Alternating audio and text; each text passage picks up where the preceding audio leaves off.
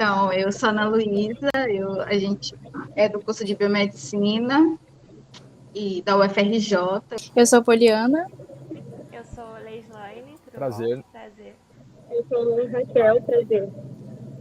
Então, primeiramente, a gente gostaria de agradecer ao Dr. Ricardo por ter aceitado o nosso convite para a participação da entrevista. Então, primeiramente, a gente gostaria de saber como foi a sua trajetória acadêmica e profissional, como começou o interesse pelo desenvolvimento das moléculas que você trabalha hoje. Bom, então vamos lá, vou tentar dar uma resumida, mas eu sou farmacêutico de formação. Durante a graduação, eu me formei pela Universidade Católica de Santos, e durante a graduação eu sempre tive muito interesse com a parte de química orgânica.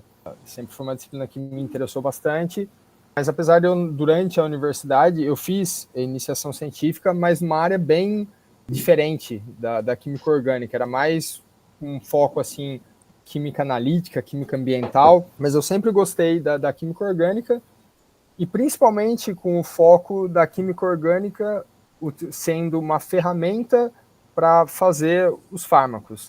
Então eu sempre tive interesse, e quando eu cheguei no final da graduação, eu decidi em fazer o mestrado. Eu achei que era uma área que eu pudesse, uma forma que eu poderia ganhar mais conhecimento e trabalhar propriamente dito nessa área. Então eu fui para a Faculdade de Ciências Farmacêuticas da USP, lá de São Paulo, para fazer o meu mestrado. Lá eu fiquei durante um bom tempo. Eu fiz o meu mestrado e o meu doutorado lá na USP de São Paulo, na Faculdade de Ciências Farmacêuticas, com a orientação da professora Elizabeth Igni Ferreira. Durante o meu doutorado, eu também tive o prazer e o privilégio de fazer 2 estágios. Um foi em Campinas, na Unicamp, com o professor Luiz Carlos Dias, no meu primeiro ano de doutorado, e depois, no meio do meu doutorado, eu fiquei um período também na Universidade da Pensilvânia, da Filadélfia, sempre trabalhando com a parte química, melhorando meus conhecimentos da parte sintética. Terminei o meu doutorado em 2016, e logo depois eu já iniciei um pós-doutorado também na Universidade de Campinas, mas um outro laboratório agora, que é chamado atualmente como Centro de Química Medicinal, o CQMed, lá da Unicamp. Então eu fiquei lá de 2016 a 2020, mais ou menos, e meio que nesse meio período, final de período, eu acabei conseguindo vir aqui para a Alemanha, em Tübingen, como pós-doc, um pesquisador visitante, também aqui, na Universidade de Tübingen, e basicamente é onde eu estou até o momento, assim, estou aqui basicamente desde 2019, assim. Perfeito, muito obrigada. Então, a gente leu alguns artigos seus e agora a gente vai fazer mais perguntas técnicas. Uhum. Então, professor, né, doutor Ricardo. Não, Ricardo tá ótimo. Em um dos seus trabalhos a gente viu, né, que foi descoberta que a molécula RMS07, ela inibe, né, a MPS1, que é uma proteína importante na divisão celular, e aí com o aumento dela tem o risco de tumores. A gente viu que em um dos experimentos, vocês analisam, né, que essa molécula ela consegue inibir a proliferação de células cancerígenas, como acho que câncer de colo retal. Uhum. E aí, por mais que a senhora tenha falado que não vai muito para a parte clínica, assim, né, mais para a parte farmacêutica, eu queria perguntar se a gente olhasse por um lado clínico, como é que seria assim, o tratamento de um paciente oncológico utilizando essa molécula assim, para redução da progressão do tumor? Basicamente, o ponto é que essa proteína, como você falou, a MPS1, ela tem uma característica estrutural que ela faz parte, primeiro, de uma família de proteínas que chama proteínas quinases. No nosso organismo, existem mais de 500, e todas elas são mais ou menos parecidas estruturalmente, tá? E elas são bem importantes em termos de sendo um alvo terapêutico, né, para os novos fármacos. Só para você ter uma ideia, o primeiro inibidor de proteína quinase foi lançado no mercado em 2001, então é mais ou menos um pouco mais de 20 anos, né? E nós temos até então mais de 80 moléculas dessa classe específica, moléculas que atuam inibindo proteínas quinases, né? Mas o principal alvo terapêutico de quando você inibe uma proteína quinase é na área oncológica, tá? E como eu falei, existem mais essas de 500 proteínas quinases, e essa específica tem uma peculiaridade estrutural, que ela tem um aminoácido, uma cisteína, que ela está numa região específica dessa proteína, que somente essa proteína e outras 4 proteínas quinases apresentam essa cisteína nessa posição. E aí, quando a gente fez essa análise estrutural, a gente pensou, bom, por algumas estratégias de química medicinal, né, a gente consegue interagir com essa cisteína. E fazendo essa interação, né, de forma mais forte, digamos assim, a gente consegue melhorar a inibição, fazer com que a inibição do nosso composto com essa proteína seja mais forte. E até então não se tinha nenhum composto que conseguia fazer isso na literatura. Todos eles se ligavam com essa molécula, mas de forma para ser bem geral, não era de uma forma tão forte. O que a gente fez? A gente conseguiu planejar uma molécula que se ligasse de forma mais forte e irreversível. Uma vez esse composto interage com essa proteína vai ficar inibida para sempre. Se a gente for pensar numa parte mais clínica, a gente conseguiria ter algumas vantagens no sentido de ter um composto que conseguiria ligar mais forte com essa proteína. Então, por exemplo, a gente poderia reduzir a dosagem desse composto, a gente poderia ter uma diminuição de alguns efeitos colaterais, pelo fato dela ter uma seletividade maior a essa proteína que a gente quer, comparado com outras proteínas quinases. Então, acho mais isso, em termos de, a gente poderia ter uma melhoria de potência e uma diminuição de efeitos colaterais, assim. Obrigada. Nada. Continuando a entrevista. Tem um dos trabalhos que fala sobre que inibidor potente de uma das formas da proteína quinase ribosomal, a SCK2. Então, a gente queria saber de que modo essa quinase ela favorece a prevenção do câncer e também você poderia explicar melhor a metodologia aplicada na pesquisa.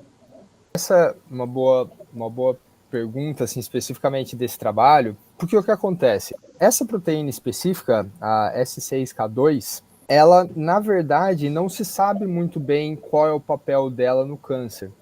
Ainda, digamos assim, muito vago o conhecimento que tem na literatura sobre ela, tá? Então, justamente, você tendo uma molécula que consegue se ligar com ela de forma bem forte também, bem potente e bem seletivo, a gente consegue ter uma ferramenta para justamente estudar essa proteína. A ideia desse trabalho vai mais por esse lado, assim, não é tanto um lado de tentar fazer curar não seria a melhor palavra, mas tentar fazer tratamento com células com câncer, exatamente. O início desse trabalho é mais justamente para entender qual é a função dessa proteína.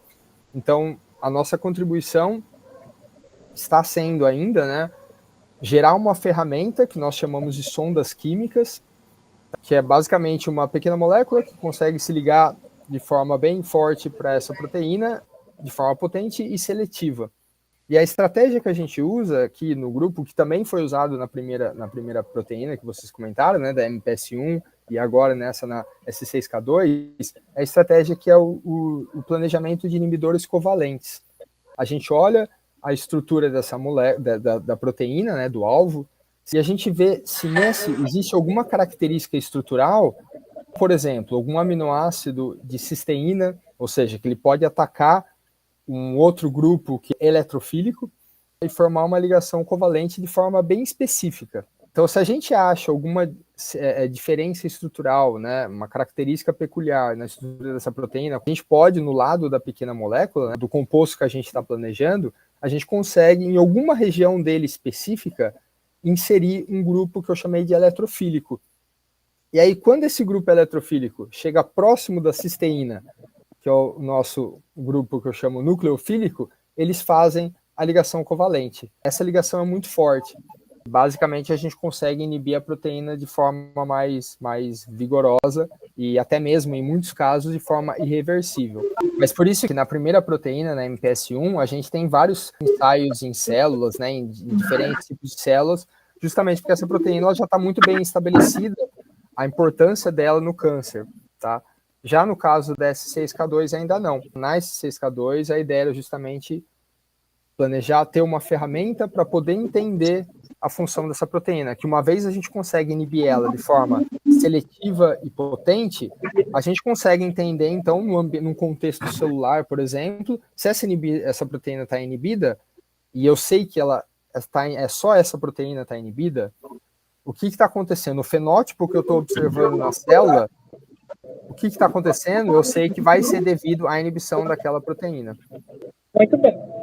Agora a gente está se encaminhando já para as perguntas finais. Então, eu queria saber, a gente sabe o desafio que os pesquisadores encontram na inserção de terapias no mercado, e a gente queria saber que, atualmente, em qual fase se encontra a sua pesquisa e qual impacto você espera que ela tenha? Fase pré-clínica bem inicial, pesquisa básica, eu diria assim, pesquisa básica, fase pré-clínica bem inicial. Um dos primeiros impactos que eu acho que a gente mostrou para a comunidade científica que aquela proteína ela pode ser um alvo de um inibidor covalente, que até então não se tinha nenhum inibidor covalente irreversível para essa proteína, e a gente mostrou, foi uma prova de conceito, né? Que a gente mostrou para a comunidade, não, é possível a gente fazer um inibidor que se ligue de forma covalente com essa proteína. A gente agradece muito. Obrigada. Eu que agradeço, muito obrigado pelo convite, foi um prazer. E só um recado final, acho, para o pessoal, né? Vocês vão passar para o pessoal da graduação, acho que é importante eu comentar isso.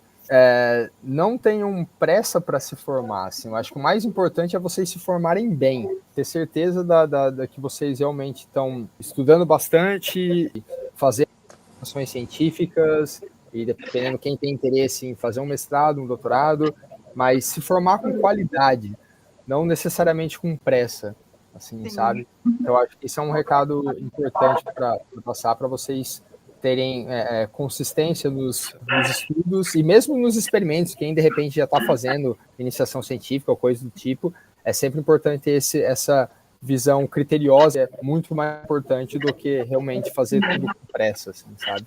Obrigada. Obrigada, hein? Prazer foi meu. Tchau. Muito obrigada. Tchau.